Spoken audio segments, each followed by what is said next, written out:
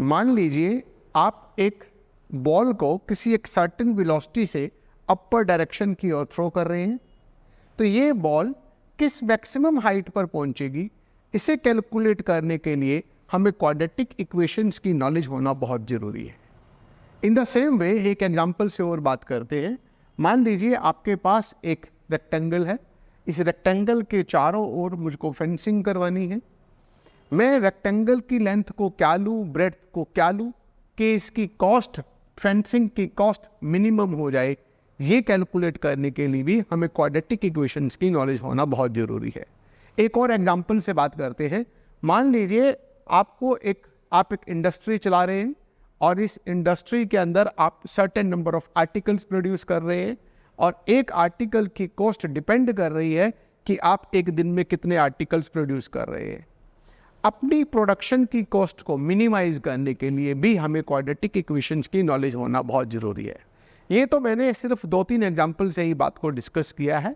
हमारी practical life के अंदर बहुत सारी प्रॉब्लम्स ऐसे होती है जिनके लिए क्वाड्रेटिक इक्वेशंस की नॉलेज होना बहुत ज़रूरी होती है।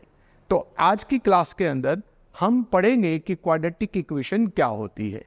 तो क्वाड्रेटिक इक्वेशन क्या होती है? कोई भी इक्वेशन जो ax² + bx + c = 0 की फॉर्म में हो, ऐसी कोई भी इक्वेशन जिसकी डिग्री 2 हो, ऐसी इक्वेशन को हम बोलते हैं क्वाड्रेटिक इक्वेशन।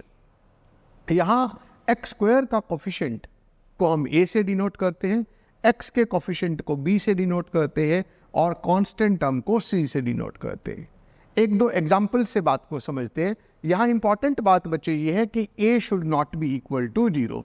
एक दो एग्जाम्पल से बात समझते हैं। जैसे एक एग्जाम्पल हम ले लेते हैं कि 3x² - 7x + 5 = 0। This is a quadratic equation. यहाँ x² का कोफिशिएंट 3 है, a की वैल्यू होगी 3, b की वैल्यू है -7 और c की वैल्यू है 5। This is a quadratic equation. एक और एग्जाम्पल लेते हैं। मान लीजिए मैं एक एग्जाम्पल और ले रहा हूँ। मैं लिखता हूँ 2x² - 5x = 0। Is it a quadratic equation? Yes, it is a quadratic equation. यहाँ a 2 है, b -5 है। एक एग्जाम्पल और लेते हैं। मान लीजिए एक इक्वेशन लेता हूँ x² - 7 = 0। क्या ये एक क्वाड्रेटिक इक्वेशन है? Yes, it is a quadratic equation. यहाँ a की वैल्यू 1 है और b की वैल्यू 0 है, c की वैल्यू -7 है।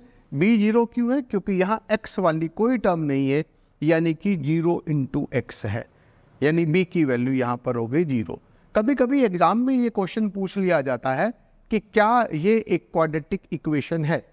मान लीजिए इस तरीके से क्वेश्चन पूछ लेता है कि x + 5 × x - 7 = x + 2 × x - 3 is it a quadratic equation.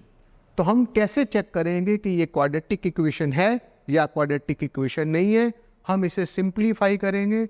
Simplify करने के बाद अगर डिग्री 2 आ जाए तो हम बोलेंगे कि ये एक क्वाड्रेटिक इक्वेशन है, अदरवाइज ये एक क्वाड्रेटिक इक्वेशन नहीं है। कैसे सिंप्लीफाई करेंगे? x को मल्टीप्लाई कर देंगे इन दोनों से। x को मल्टीप्लाई किया x से तो हो गया x², x को मल्टीप्लाई किया -7, 5 को x से, 5 को -7 से।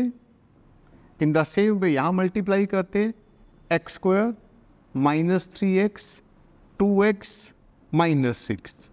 जैसे ही x² से x² कट गया, हमारे पास क्या आया कि अब जो टर्म बची इसकी डिग्री 1 आ गई। क्योंकि अब इसकी डिग्री हमको 1 दिखाई दे रही है, तो it is not a quadratic equation. तो हम अब अगली वीडियो के अंदर एग्जाम्पल नंबर 1 एक्सरसाइज 4 का स्टार्ट, एक्सरसाइज 4.1 से पहले वाले एग्जाम्पल स्टार्ट कर देंगे। Thank you.